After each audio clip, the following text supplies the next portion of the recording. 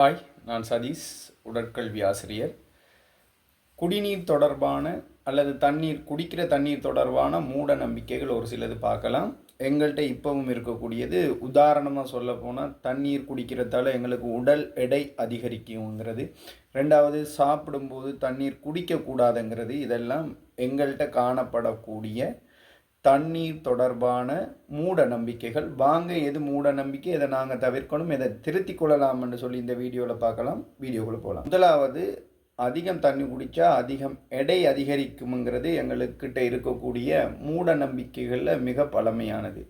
நாங்கள் அதிகமாக தண்ணி குடிக்கிறதால ஒரு நேரமும் எங்களுக்கு உடல் எடை அதிகரிக்க போகிறதில்லை. காரணம் என்ன அப்படின்னு சொன்னால், எங்களுடைய தண்ணீரில் மினரல்ஸ் இருக்கே தவிர கெலோரி இல்லை.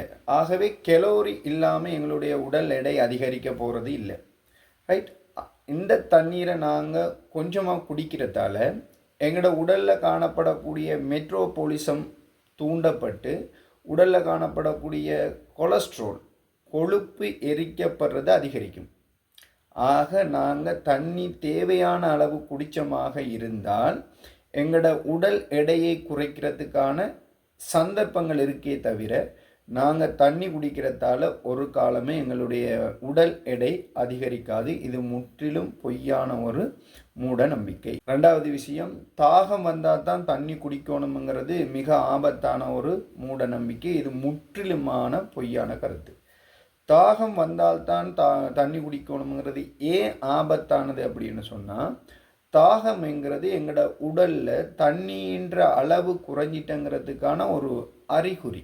எங்களோட உடல் எங்களுக்கு அனுப்புகிற ஒரு சமிஞ்சை தான் தாகம். ஆகவே அங்கே அதிகமான தண்ணி இழப்பு ஏற்பட்டு, நீர் இழப்பு ஏற்பட்டு தாகம் எடுக்குமாக இருந்தால் அந்த சந்தர்ப்பத்தில் மயக்கம், வாந்தி, உயிரிழப்பு, இது போன்ற பாதிப்புகள் எங்களுக்கு அதிகமாக ஏற்படும். ஆகவே எங்களோட உடல் சமிஞ்சை அனுப்புவதற்கு தாகம் வாரத்துக்கு முன்னாடி கட்டாயமாக நாங்கள் தண்ணி குடிச்சா ஆகணும்.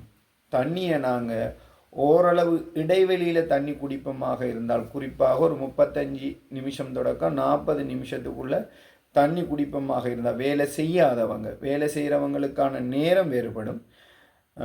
வேலை செய்யாதவங்க இந்த இடைவெளியில் குடிப்பமாக இருந்தால், அல்லது சின்ன பாட்டில் ஒன்றில் எடுத்து வச்சு ட்ரொப்பாக குடிப்பமாக இருந்தால் எங்களுக்கு நீரிழப்பின்ற அளவு குறையும்.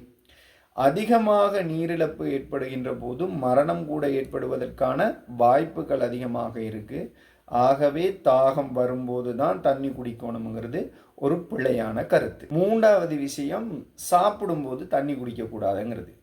இது முற்றிலும் பொய்யானது இல்லை. ஆனால் இது சந்தர்ப்பத்தை பொறுத்தது அல்லது குடிக்கின்ற நீரின் அளவை பொறுத்தது. சாப்பிடும்போது ஏன் தண்ணி குடிக்கக்கூடாதுங்கிறது அப்படி சொல்கிறதுன்னு சொன்னால், எங்களோட இறப்பையில் சுரக்கக்கூடிய ஜீரணத்துக்கான சுரப்பிகள் எல்லாம் இந்த நீர் போய் சேரும்போது அதோட செயற்பாடுகளை குழப்பும்ங்கிற ஒரு செயற்பாட்டின் காரணமாகத்தான் சாப்பிடும்போது தண்ணி குடிக்கக்கூடாது அப்படின்னு சொல்கிறது. ஆனால் உண்மை என்ன அப்படின்னு சொன்னால், இது அதிகமாக குடிக்கும்போது தான் நடக்கும். தேவையான அளவு தண்ணி குடிச்சே ஆகணும். ஏன்னு சொன்னால், திண்மமாக அரைக்கப்பட்டு வாயிலிருந்து அனுப்பப்படுகின்ற உணவு கால்வாயினூடாக இறப்பையை போய் சேர வேணுமாக இருந்தால் போதிய அளவு நீர் வேணும். அது திரளையாக்கப்பட்டு கூழாக்குறதுக்கு நீர் அவசியம். அந்த நீர் தான் எங்களோட உடலில் உணவை இறப்பைக்கு கொண்டு போகிற ஒரு பொருள். ஆகவே தேவையான அளவு நீர் குடிப்பமாக இருந்தால் எங்களுடைய சமிபாடு இலகுவாக்கப்பட்டு கழிவகற்றல் செயற்பாடும் இலகுவாக இடம்பெறும். ஆகவே தேவையான அளவு நீர் கட்டாயம் குடிக்கணும். நீரை முழுமையாக தவிர்க்கக்கூடாது. அதிகமாக குடித்தால், தேவைக்கு அதிகமாக குடித்தால் மட்டுமே இறப்பில் ஏற்படக்கூடிய குளறுபடிகளுக்கு நீர் காரணமாகும். மற்றபடி சாப்பிடும்போது தேவையான அளவு நீர் அருந்தியே ஆகவே. அடுத்தது கூல் வாட்டர் குடிக்கக்கூடாதுங்கிறது எங்கள்கிட்ட இருக்கக்கூடிய மூட நம்பிக்கைகளில் உண்டு. இது நபருக்கு நபர் வேறுபடும். முழுமையாக இது தவறான விஷயம் என்று சொல்லிவிட முடியாது. ஆரோக்கியமான மனிதர் ஒருவர், அதாவது கூல் வாட்டரால் பிரச்சனை வராத ஒருவர் இதை குடிக்கலாம். உதாரணமாக தொண்டை வலி, ஜீரண பிரச்சனைகள், சமிபாட்டில் ஏற்படக்கூடிய பிரச்சனைகள் இல்லாதவங்க இதை குடிக்கலாம்.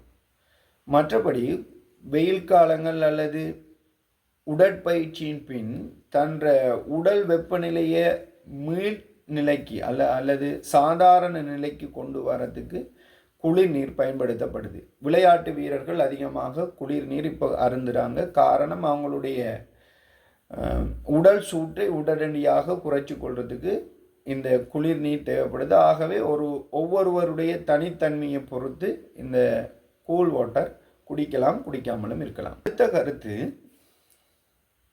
அதிகமாக வியர்க்கின்ற காலங்களில் மட்டும்தான் அதிகம் தண்ணி குடிக்கணுங்கிறது மிக தவறான ஒரு கருத்து.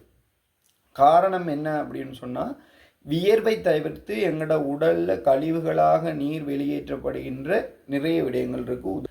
உதாரணமாக, அதிகமாக நீர் கழிவாக வெளியேற்றப்படுகிறது சிறுநீரகம். சிறுநீரகம் தவிர்த்து மூச்சாலையும் எங்களுக்கு ஓரளவு நீர் வெளியேற்றப்படுகின்றது. இவ்வாறு வெளியேறுகின்ற நீரை நாங்கள் திரும்ப உடலுக்கு கொடுக்க வேணுமாக இருந்தால் நாங்கள் தண்ணி குடிச்சு ஆகணும்.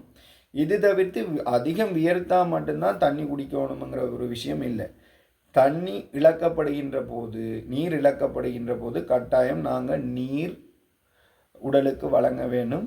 ஆகவே சிறுநீர் மூச்சு மூலமாகவும் கழிவாக நீர் அதிகமாக வெளியேறுவதால் நாங்கள் நீர் அருந்தித்தான் ஆகணும். அதிகமாக வியர்த்தால் மட்டும் நீர் அருந்த வேணுங்கிறது முற்றிலுமான ஒரு தவறான கருத்து. அடுத்தது, ஒரு நாளைக்கு 6 தொடக்கம் 8 டம்ளர் தண்ணி குடிக்கணுங்கிறது இது எல்லாருக்கும் பொருந்தாது. இது வித்தியாசப்படும். ஏன் அப்படின்னு சொன்னால், வயது வேறுபாடு, சிறுவர்களுக்கும் முதியவர்களுக்கும் அதே அளவு இருக்காது. வேலை வேறுபாடு, வேலை செய்கிறவங்களுக்கும் செய்யாதவங்களுக்கும் இடையில் நிறைய வித்தியாசம் இருக்குது. இப்படி பால் வேறுபாடுன்னு சொல்லி நிறைய வேறுபாடுகள் காரணமாக இந்த நீரின்ற அளவு மாறுபடும். 6 தொடக்கம் 8 டம்ளர் யாருக்கு போதும்னு சொன்னால் மாணவர்களுக்கு போதுமானது. மற்றபடி தேவையான அளவு நீர் நீங்கள் குடிச்சுத்தான் ஆரோக்கியமாக நீங்கள் நீர் குடிக்கிறீங்க அப்படிங்கிறத நாங்கள் எப்படி தெரிஞ்சு கொள்ளலாம் அப்படின்னு சொன்னால், நீங்கள் யூரின் பாஸ் பண்ணும்போது தெரிஞ்சு கொள்ளையிலும். உங்களுடைய யூரின் இளம் மஞ்சள் நிறமாக பாஸ் ஆகுமாக இருந்தால் நீங்கள் ஆரோக்கியமாக நீர் குடிக்கிறீங்க அப்படிங்கிற அர்த்தம்.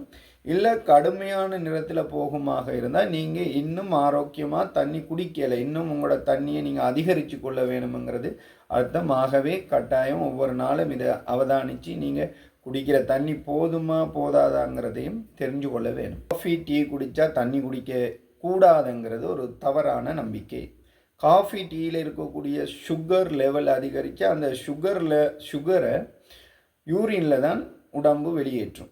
ஆகவே நாங்கள் டீ காஃபி குடித்தாலும் அதிகமாக நீர் குடித்து தான், தேவையான அளவு நீர் குடித்து தான் ஆகணும்.